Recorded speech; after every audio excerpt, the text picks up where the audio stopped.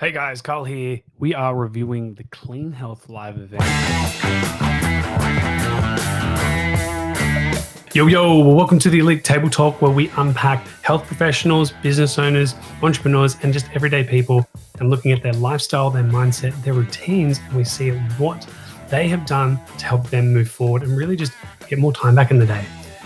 Most people say there's 24 hours in the day, but there's really 16 because we sleep for 8. But how do we get the most of those 16? So grab a pen, get some paper, let's make some notes. Let's see what we can get from this episode today. Let's go. It was a full-on event. So you had speakers or surprise guests from Adam Sullivan, Karl Silva, Hattie Boyle, Jackson POs. You had Norton, Mark Carroll, Sebastian Oreb, Dane himself. You had James Smith, Lauren Simpson, and we also had on the last day like more deep business Q&A. So like a roundtable discussion, but you also had an added guest, which was Louisa Nicola. So she was probably for me the most interesting and Cole two out of all the speakers. And the reason being is I've seen Sebastian Oreb and Mark Carroll. It's been great to see those guys. But the cool thing with Dane, Lane, Sebastian and Mark is the simplicity. Like you can get really complex topics and they were able to break it down. And they've continued over the years to make it a simpler and simpler process, not to the point that it's basic, but just so people can understand. So let's dive in and let's do a review of the whole event. So day one, so fly through. So we had day one, we had this surprise person himself, which is Adam Sullivan. He's human. Oh my gosh. It's funny people when they're like instant influencers and they look at them and they're like, oh, they must be doing things differently. No, just same person, same as anybody else, just does the same thing consistently and just the same message and repeats on that, and then build a system and really just trusted a team of people and really scaled it. So it's really cool to see that and hear those stories and how he kind of took off. Then you've got Norton. He's a funny guy. So he was about, he does this thing like random controlled studies. Talks about, you've got all this, there's so much research that comes out in the industry and everyone's like, have you read the research? I don't read the research. I know smart people that read the research, though he talks about cherry picking. So what he did was he pulled up this table of all the research papers to do with certain topics. So let's say weight loss, and someone will go, research has shown that you shouldn't eat meat because it's harmful and can cause carcinogenic melanomas in the body. Now, looking at the study, there's like the 1% that actually equates for. And so it's like, this is the line where if the result is positive, then it concludes that that's not the case. And so there's like 48 studies all over here in like 97 to 50 percentile. And then there was this one that was 0.8 and then one that was 1%. And people cherry pick those two, but then you look at they're looking at the data. They don't tell you about the data or the people that were in it, or it tells you that half the people actually left this study. So then the people that were in the study were sick people. These are just examples. So what he really likes is the random controlled studies where they actually randomize the whole thing. So it's not like, let's get sick cancer patients and then give them meat. Oh no, they've got cancer. We were right the whole time. So he likes to look at all of them rather than cherry pick the one, which tends to be a lot of the case because people want to prove a point. So that was pretty interesting. He gave us quite a few points and I wrote all in my notes. So I got a whole thing on it, which isn't loading, which is fantastic. So he went through a variety of myths, which was fun and helpful. So I'm going to do individual episodes on each of those myths and kind of my take on it as well. So really enjoyed Lane. Really smart dude. Check him out. And then we move on to the next one. So Sebastian Oreb, known the guy for a long time. Love his stuff. It's all about getting people really strong, but fundamentally the basics. Really cool is that he's been getting his daughter to do those things. And I think she squatted like 60, 70 kilos at 14. All he's been doing is like, don't push to failure. Don't max out. You've got like a linear progression model and an undulating model. I like undulating because people get bored after they've done a linear phase. So what is linear? Well, think of it like going up steps. You walk up. So think you start with low weight, low intensity. You start to scale it. You might start at 10 reps, and then your next phase, you're doing 8 reps, then 6 reps, then 4, then 2. And then what happens is that weight starts to go up. So that's known as a linear method or a stepping method. Then an undulating, we would say we could alternate. We go 10 to 5 to 15 to 2 to 20 to 1. So we undulate. It can also be, and this is what a lot of people tend to do when in gyms, is they do undulating. They do a little bit of hypertrophy, they do a little bit of strength, they do a little bit of cardio because they feel they're overweight, and so forth, so forth. So these are some things that occur, and because people don't do linear, they don't get really good at one thing too soon, but they get okay, a bit of everything. And so this is when people typically hire a coach to do programming. 9 times out of 10, I do a linear method. I start straight set, do straight sets with people because most people are doing supersets or trisets. And like for Sebastian, he always gives people podium snatch grip deadlifts. So he looks at things like, you've probably done this, but you probably haven't done this one. And he still does like the linear method, but he gets people, for example, you start with a wide grip snatch grip on a podium, then you do snatch grip without a podium, so the range is less, so you'll be able to lift a bit more. And then you go clean grip, but on the podium, so the range is a little bit less, so you do a little bit more. Then you get rid of the podium, and then you do clean grip, deadlift on the floor, and you're able to like double your weight. So like whatever you can do on a podium snatch grip deadlift, double that. That's what you should be able to do with a clean grip as a kind of a rule of thumb. So liked that. I really didn't enjoy it because I was like, I need to make a training program for trainers. Click, click, click, photo. Thanks. Because it's like, yeah, I would steal his stuff. I will say that on a podcast. I would steal his stuff. Why? I go to his courses because I really like how he coaches, and then I just go apply it. Is it stealing? Well, I paid for it to learn it.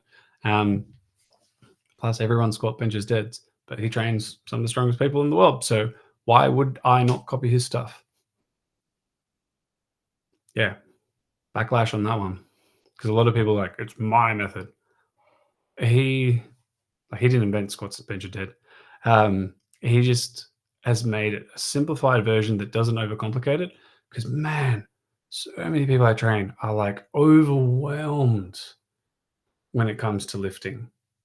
Like they think about setting everything up versus like trust that you know how to keep your ribs down and keep your abs tight.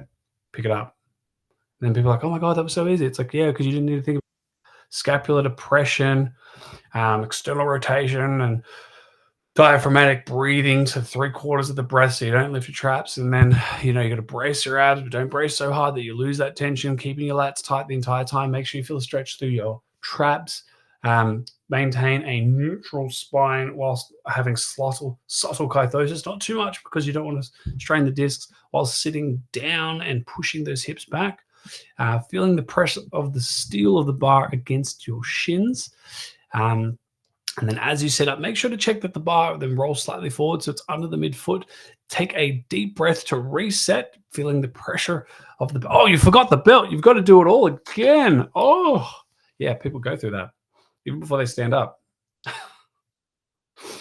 Yeah, I remember those times. They were fun. So yeah, Sebastian Oreb, great. Then you've got Hattie Boyle, who talked about her mindset, which in her journey, and Jackson. They both talked about the journey through comp prep and kind of how they've built their success. And a really big one was really just the art of journaling, which I'm a big fan of. So I actually have lots of notepads, but this one, for me, it's called the Better Life Journal. Team Graziosi. Actually like it. I'm not a fan of lines at the moment. I want freedom to write wherever I want. So yeah, journaling, getting your thoughts out, dump it, and then just reflect and review and amend. Then they talked also, which one thing I find I haven't probably done properly, I would say, is that, which I liked, is just looking out into the sky. People be like, that's so boring. It's just about clearing your thoughts. Ideally, like looking outwards. So going to the beach is really good. So I enjoyed going to the beach every morning and just looking outwards, thinking. It's like what comes to mind. You could note it down, grab your phone, chuck it in. So yeah, they both quite good, their journeys. Good to see. James Smith, Mark Carroll and Dane, pretty down to earth dudes about their whole journey and their processes. Dane was more McSavage. He does this every event. I've done the course with this guy like 10 years ago. So I haven't seen him for a long time. And I remember when doing a course with him, he would be like looking away and he would just go, ah! And he would scare a lot of people. He does it every time. So that hasn't changed. Still down to earth dude, shared his numbers. Just he's a very systemized guy. So broke down his systems, which is pretty cool. Like that. Lauren Simpson, her comp prep journey, how she started, I think, from HR into comp prep into the fitness industry and now pregnant. I believe she's now had the baby. So congrats to her. And Mark, both chill dudes. And then the second last person was Cole da Silva. So he talks more. I liked him. He was good. He was like very direct to the point, but it was really just telling people like when it comes to marketing and strategies and content, it's not to be like, hi guys, my name is Carl, and like don't freak out, don't be overwhelmed, like just be you. Sweat bullets, but don't let people see it. Be sweating your hands, hide your hands a little bit. So yeah, he's just telling people stop being robots. A lot of people probably get in their head. So he was looking to break that down for people to understand that we're all just human at the end of the day. So he gave a lot of usable tools and strategies for everyone to use, which that was really cool. And then the last one, which was Louisa Nicola, and she talked about longevity.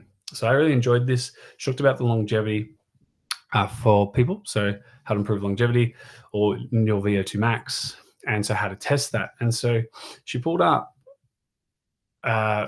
talks about how like to reduce Alzheimer's and obviously loss of cognitive function. And she addressed that the challenge that she had with the Australian standards was that we should be doing 180 minutes of activity. Yet most of us would do walking, we would do gardening. So we're doing activity, but what's happening is we're not pushing that threshold above 65% or the zone 2. So she was bringing up that you should be doing at least 2 rounds, so 2 times a week as a minimum. You could do it once and that would sustain where your V2 was at. So people do lots of cardio, but what was the minimum effective dosage? So she's saying you 4 minutes on, 4 minutes off, 4 minutes on, 4 minutes off, that 4 times, and that would be 32 minutes in total, and that would make 1 day. So you do that twice a week, and what that does is that is slowly improving on your VO2 max. 65%, what does that mean? 220 minus your age. So if I'm 220 minus 40, that's 80, 180. Now if I go 180 times 0.65, that would be 117 beats per minute. So if you're on a cardio machine, what is that? You look at all the handles, and if it says 110, you go a little bit harder, unless it's your recovery phase. Then I would like to say it's just where you get pretty much a bit of a sweat. You're not able to talk too much. You're like, so this is a challenge. Good. And then after that 4 minutes, you then would go into rest. Now for me, I like to do elliptical because I can crank up the level. I just do a heavy resistance set. Got to work them legs too. And then lighter, faster for the 4 minutes. So that was the full run through, big Q&A. The biggest part of the event was really just the connections with people. So you get to catch up with the presenters, get some photos afterwards, but then getting lunch and just connecting. I think there was 750,000 people there. So just connecting with different like-minded people who are all running their own business, doing PT, helping people change their lives, and just everyone helping connect with one another and just really hearing where everyone's at. So that was really cool. So proximity is power, as Tony Robbins would say. So proximity gives power, and then great connections at the event. So that's the wrap of the Clean Health event.